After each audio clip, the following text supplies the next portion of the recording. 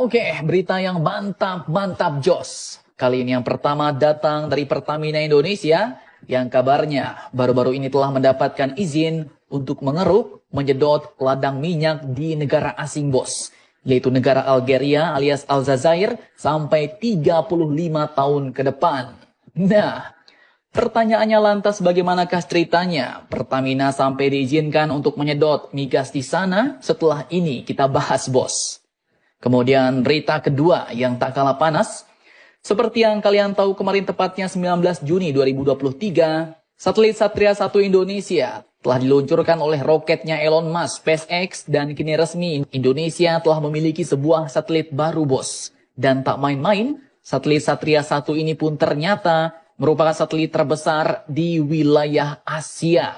Lantas, pertanyaannya akan digunakan untuk apa sajakah sebenarnya satelit ini? Setelah ini kita bahas. Dan terakhir, berita ketiga datang dari Indonesia yang baru-baru ini juga telah resmi memesan 13 unit radar pengintai baru untuk seluruh wilayah Indonesia. Nah, radar apakah itu dan apa sajakah fungsinya? Penasaran beritanya? Cus, tanpa banyak bacor, mari kita bahas berita lengkapnya satu persatu bosku.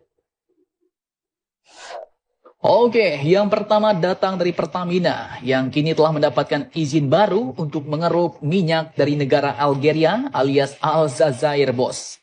Admin kutip dari banyak sumber berita berikut.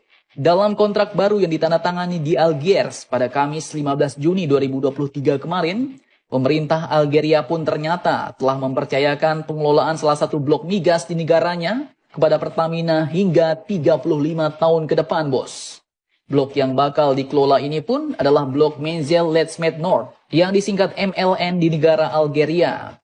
Di mana kontrak baru ini pun ternyata merupakan perpanjangan kontrak sebelumnya antara Pertamina Indonesia dan negara Algeria yang menunjukkan kepercayaan pemerintah Algeria kepada kinerja Pertamina yang sangat baik bos. Direktur Utama PT Pertamina yaitu Ibu Nike Widiawati pun mengatakan bahwa blok migas di Algeria ini menjadi salah satu andalan penyumbang produksi migas dari luar negeri bagi perseroan. Dan tak main-main bos. Ibu Nike pun mengatakan bahwa dalam kontrak yang baru ini, selain produksi minyak mentah, Pertamina juga bakal diberikan izin untuk membangun pabrik LPG dengan kapasitas 1 juta metrik ton per tahun. Di mana produk LPG ini nanti akan dibawa ke Indonesia bos. Mantap jos. Dan dengan terobosan baru ini diharapkan nanti bisa mengurangi impor LPG dan memperkuat raca perdagangan Indonesia, ujar beliau. Nah, sebagai tambahan informasi, ladang minyak Menzel Letsmed North di Algeria ini pun merupakan salah satu lapangan migas di Gurun Sahara Algeria yang telah beroperasi secara penuh dan dikelola oleh PT Pertamina sejak Mei 2014 silam bos. Dan bukan kaleng-kaleng bos. Blok ini pun memiliki kapasitas sebesar 35.000 barrel minyak per hari dan telah memiliki 58 solar panel yang menghasilkan 1.141 kWh per tahunnya. Sehingga berdampak pada penurunan emisi hingga 7.507 ton CO2 per tahunnya. Dan kini akan lanjut lagi dikelola oleh PT Pertamina Algeria selama 35 tahun ke depan bos. Mantap jos.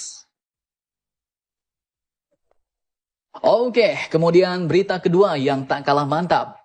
Baru-baru ini, Indonesia telah resmi meluncurkan satelit canggih barunya, yaitu satelit Satria 1. Di mana peluncuran satelit ini pun dilakukan di markas SpaceX Florida, Amerika Serikat pada 19 Juni 2023 kemarin pukul 18:21 waktu setempat. Admin kutip dari banyak sumber berita berikut, bukan kaleng-kaleng bos. Satelit ini pun merupakan satelit komunikasi internet dengan kapasitas sebesar 150 Gbps. Dan dengan kapasitas sebesar itu, satelit Satria 1 ini pun telah menjadi yang terbesar di Asia dan terbesar nomor 5 di dunia. Dengan kemampuan menunjang komunikasi sipil dan juga komunikasi militer. Mantap jos. Teknologi Very High Throughput Satellite atau yang disingkat VHTS ini pun akan menyediakan internet berkecepatan tinggi ke ribuan pulau di seluruh pelosok Nusantara Indonesia.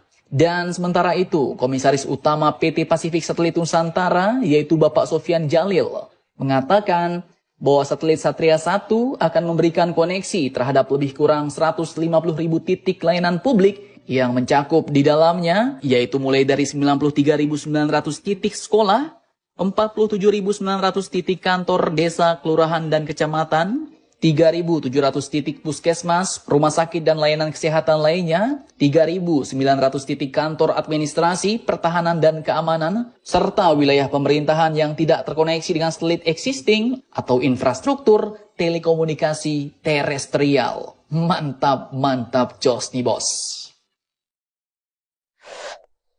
Oke, setelah satelit dari Prancis, Indonesia pun baru-baru ini diketahui juga telah deal resmi memesan 13 unit lagi radar baru bos. Buatan negara Prancis, yaitu buatan perusahaan Thales. Admin kutip dari banyak sumber berita berikut. Pemerintah Indonesia pun diketahui telah memesan jenis radar militer Ground Master 400 Alpha atau GM400 Alpha. Dan kabar pemesanan itu pun disampaikan langsung oleh Thales dan perusahaan Indonesia yang bergerak di bidang produksi peralatan elektronik, yaitu PT Len Industri bos. Dalam pernyataan bersamanya yang dikutip dari channel New Asia, Senin 19 Juni 2023 kemarin, perwakilan dari Thales dan PT Len Industri pun mengatakan bahwa radar Groundmaster 400 Alpha atau GM400A ini memungkinkan militer Indonesia untuk memanfaatkan satu gambar udara yang mengintegrasikan deteksi semua jenis ancaman. Dan kemampuan deteksi ini pun termasuk pesawat jet dan rudal hingga helikopter dan kendaraan udara tak berawak alias UAV ataupun drone. Di mana jangkauan radar ini pun tak main-main bos, yaitu mencapai jarak 515 km.